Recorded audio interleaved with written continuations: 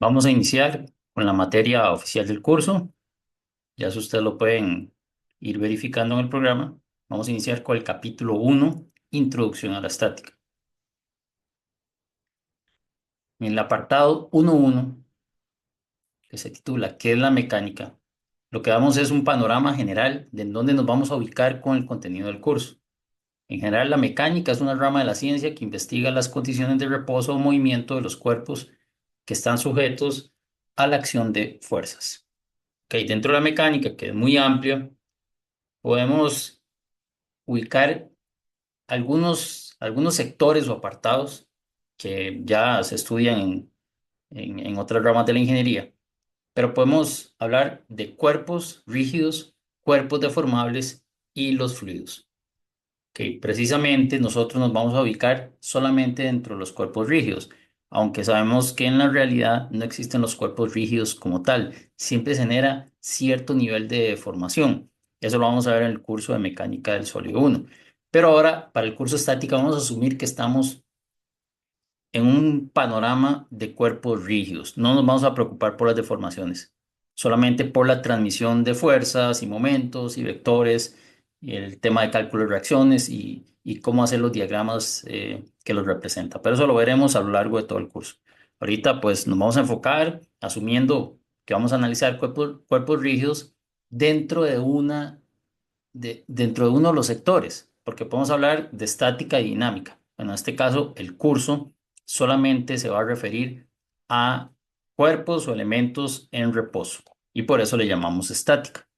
Cuando estemos analizando algunas estructuras y algunos elementos en mecánica del sólido 1, ahí también vamos a trabajarlos de manera estática, o sea, que están en reposo donde no hay movimiento. ¿Ok? Entonces, esa va a ser la ubicación de nosotros a lo largo de todo el curso. Luego, el apartado 1.2 habla de conceptos y principios fundamentales que tienen que ver con lo que estamos hablando de la mecánica. Ok, estos principios básicos son indispensables en ese análisis. Se llama espacio, tiempo, masa y fuerza. El espacio necesitamos ubicar a través de coordenadas, el análisis. Entonces siempre necesitamos puntos de referencia. El tiempo también se usa para complementar el concepto de espacio y para definir un evento. La masa sirve para caracterizar y comparar la acción entre diferentes cuerpos y la fuerza, que es la acción de un cuerpo sobre otro, ya sea por contacto directo o a distancia. Ok, espacio, tiempo y masa son conceptos independientes, pero la fuerza es función de los tres conceptos anteriores, lo cual lo podemos ver reflejado inclusive en las unidades que utiliza la fuerza. Por ejemplo, en el caso del peso. Ya vamos a ver esa parte. Bueno, importante, generalmente vamos a usar el Sistema Internacional de Unidades. Ahí vienen algunas unidades que son independientes, como temperatura con Kelvin, longitud con metros, masa con kilogramos y tiempo con segundos.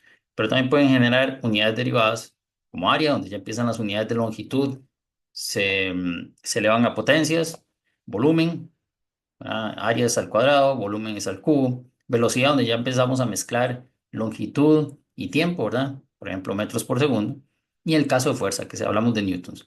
Por ejemplo, ahí vemos abajo, en el caso de esto, del peso, ¿verdad? Aquí el peso, vemos que cuando hacemos el cálculo, que es masa por aceleración, se van combinando las unidades y al final esa combinación de unidades de kilogramo por metro entre segundo al cuadrado equivalen a newtons. Por eso hablamos que un newton equivale o es la fuerza que aporta una aceleración de un metro por segundo cuadrado a una masa de 1 kilogramo. ¿Ok?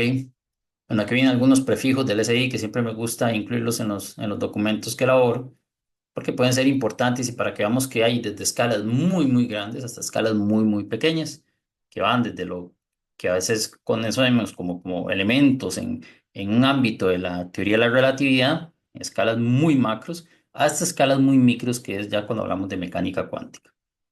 Ok, algunos de los conceptos ya los conocemos, son más familiares en el entorno intermedio, ¿verdad? Pero también ahí tenemos información adicional.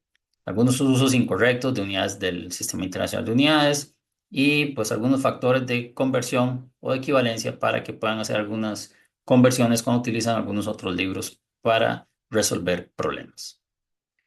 Ok, igual hay un pequeño repaso de conceptos matemáticos que son muy útiles a la hora de aplicar eh, no sé, cualquier tipo de operación matemática a la hora de resolver todos los problemas que vamos a ver en estática. Importante, algo que sí es muy, muy importante es cómo tratar los triángulos, que es como la estructura básica o la figura más estable desde el punto de vista estructural. Que en el caso de que si tenemos un triángulo que sea rectángulo, en estos casos sí podemos aplicar el tema de la trigonometría con seno, coseno y tangente. ¿Ok? Estos tres conceptos solamente lo podemos aplicar cuando tenemos un ángulo recto dentro del triángulo. Otro dato importante es que, bueno, la suma de todos los ángulos internos en un triángulo son 180 grados. Por lo tanto, si ya tenemos un ángulo recto, los otros dos ángulos van a tener que sumar 90 entre ellos juntos. También que un cateto al cuadrado más el otro cateto al cuadrado nos da igual a la hipotenusa al cuadrado, que es típico Pitágoras, ¿verdad? Al cuadrado más b al cuadrado es igual a c al cuadrado. Y entonces tenemos un montón de factores que nos pueden ayudar a resolver ecuaciones de ahí en adelante. Ahora, ¿qué pasa si tenemos un triángulo que no es rectángulo? Bueno, ahí tenemos dos opciones. Una es partir ese triángulo con una perpendicular, por ejemplo, la base, y entonces ya tendríamos dos triángulos rectángulos, uno a cada lado. Pero la otra es utilizar algunos otros factores matemáticos de la trigonometría que nos ayudan muchísimo, ¿ok? Y que son herramientas muy poderosas, que son la ley de seno y ley de coseno. Estas leyes aplican a cualquier triángulo, sea rectángulo o no rectángulo. Pero si es rectángulo, pues podemos usar más fácil solo seno, coseno y tangente. Pero cuando no es rectángulo, ahí ya seno, coseno y tangente no nos sirve. Entonces, para triángulos que no son rectángulos, tenemos obligatoriamente que usar ley de seno y ley de coseno. La ley de seno es un poquito más sencilla, que nos relaciona, por ejemplo, el seno de este ángulo alfa con respecto al cateto opuesto, que sería A. Igual pasa con beta y con gamma. Es sencillamente una proporcionalidad de senos contra la distancia o el tamaño, la longitud de los catetos opuestos. También tenemos que eso siempre se va a cumplir, que los ángulos, la suma de ángulos internos dentro de un triángulo va a ser 180. Y tenemos como una versión de Pitágoras, que es a través de la ley del coseno, para también, dependiendo de la información que tengamos, pues saber cómo resolvemos de las incógnitas que nos estén presentando. Ahí tenemos tres opciones para la ley del coseno, que también va a depender de, de qué es lo que buscamos resolver.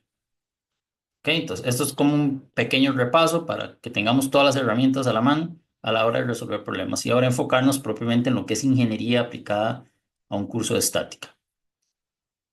Ahora, en el capítulo 2 que se llama estática de partículas, vamos a ver o vamos a sentir que estamos haciendo como un repaso de física con el tema de vectores. Entonces, como esto ustedes ya lo conocen bastante bien, pues voy a ir un poco rápido porque muchas cosas las van a ver repetitivas. Ok, dentro del capítulo 2 tenemos el apartado 2.1, que es fuerza sobre una partícula. Ahí vemos que vamos a tener una fuerza donde está aplicada sobre una partícula en un punto muy específico. Entonces ahí tenemos eh, dos ejemplos de una fuerza aplicada sobre una partícula en la cual en un caso la fuerza sale de la partícula y en otro llega a la partícula. Entonces, como estamos hablando aquí de fuerzas, las fuerzas son vectores que tienen características muy específicas que siempre deben de cumplir, que primero es punto de aplicación, magnitud y dirección. Bueno, también las unidades, que eso va acompañando a la magnitud. Entonces, ¿qué pasa? Que un vector va a tener siempre una magnitud y dirección. Y es muy importante porque dependiendo de la dirección, pues los efectos van a ser diferentes. ¿Ok? Entonces, todos los vectores cumplen con esas condiciones y ahí vemos un ejemplo de un vector de fuerza de 10 libras, ahí son libras fuerza, aplicado sobre una partícula, ya sea en un sentido o en el otro. Esas son dos fuerzas que tienen la misma línea de acción, el mismo punto de aplicación, misma magnitud, mismas unidades, pero diferente dirección. Eso es lo que va a diferenciar esos dos ejemplos que tenemos ahí. Como dice ahí en el título, fuerzas con la misma magnitud y línea de acción, pero sentidos opuestos. Ahora, ¿cómo sumamos vectores? Bueno, por la ley del paralelogramo, que lo que hacemos sencillamente es buscar una paralela, por ejemplo aquí, a la línea de acción de P y una paralela a la línea de acción de Q. Y entonces la diagonal, que está ahí en color celeste, esta diagonal es la resultante, que es la suma de esos dos vectores. ¿Ok? Entonces es una manera de sumar de manera gráfica, es generar un paralelogramo con paralelas a cada una de las líneas de acción de las fuerzas involucradas. Bueno, en el apartado 2.2 ya hablamos propiamente de vectores de manera formal y decimos que son cantidades físicas que poseen magnitud y dirección, tales como desplazamiento, velocidad, aceleración y momento, entre otros. Por el contrario, algunos ejemplos de conceptos que no son vectores es como volumen, masa y energía, porque eso no tiene dirección. Nada más se habla de una magnitud y unidades, ¿verdad? Ahora, en el apartado 2.3 hablamos de suma de vectores. Muy parecido a lo que veníamos hablando, bueno, que cómo se adicionan aquellas dos fuerzas. Bueno, por ley del paralelogramo, perfecto, podemos hacer paralelas. Igual podemos em, poner una fuerza donde termina la otra y luego al final la resultante va a ser desde el inicio de la primera hasta el final de la segunda. Entonces, ahí, en este caso tenemos dos fuerzas, pero cuando tenemos tres fuerzas es el mismo caso. Vamos, la resultante va a ser desde el inicio de la primera hasta el final de la última. Aquí ya estamos incluyendo los tres vectores. Si nos quedamos por acá a medio camino, ¿verdad? Estamos incluyendo solamente dos vectores. Entonces es una manera muy sencilla de sumar vectores de manera gráfica, desde el inicio del primer vector hasta el final del último. ¿Ok? Hay que tener cuidado nada más a la hora de tratar de manera matemática los vectores porque no se trabajan como que si fueran escalar, o sea, no son números, no son simples números. ¿Ok? Cuando estamos hablando de vectores, la parte escalar es la magnitud, pero como el vector también tiene dirección, entonces tenemos que tener cuidado porque dependiendo de la dirección, la suma no es una suma directa, no es una suma lineal. ¿Ok? Entonces, para decirlo de manera más sencilla, en este caso, si este P fuera 5 y este Q es 3, esto no es igual a 8. ¿Ok? No es una suma directa. La única manera de que fuera 8 es que esta Q estuviera aquí alineada. Entonces ahí sí, porque van en la misma línea de acción, se suman directamente. Pero ya con solo que Q tenga esa desviación, ya estamos perdiendo parte de la magnitud de Q como para hacerle una suma directa. Ya esa suma no va a ser 5 más 3 igual a 8. Va a ser un valor menor.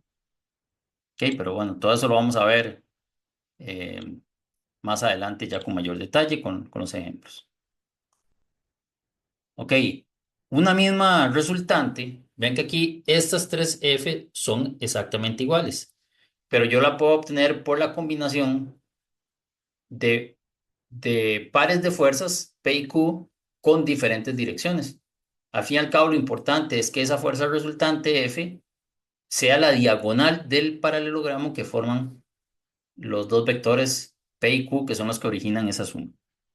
Ok, entonces vean que tenemos una gran variedad de opciones, aunque en la realidad lo que vamos a hacer siempre es buscar una combinación. Digamos, si nos fijamos en esta primera, la de la izquierda, vamos a buscar una combinación donde tengamos que sea en X y en Y, porque ya eso nos estandariza y nos normaliza un montón de cálculos. Pero digamos que sepamos que en el espacio o en la superficie podemos tener gran cantidad o infinita cantidad de combinaciones. Pero aquí lo importante es trabajar en X y Y, en el sistema cartesiano, que ya es lo que vamos a ver más adelante.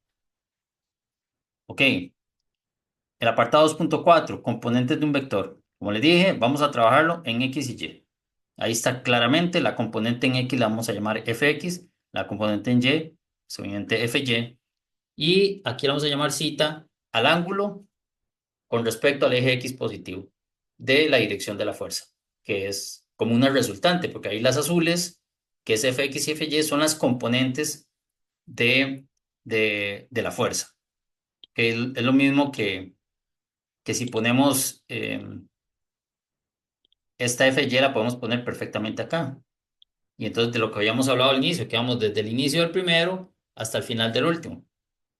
Entonces, sí, la fuerza yo la puedo descomponer en sus componentes, en la dirección horizontal y en la dirección vertical, que las conocemos como Fy y Fx, de manera eh, ya más normalizado. Ahora, en cada una de las direcciones tenemos un vector unitario que en X le llamamos Y, en Y le llamamos J, y cuando hablamos de tres dimensiones, en la dirección Z le vamos a llamar K, que es como saliendo de la pantalla.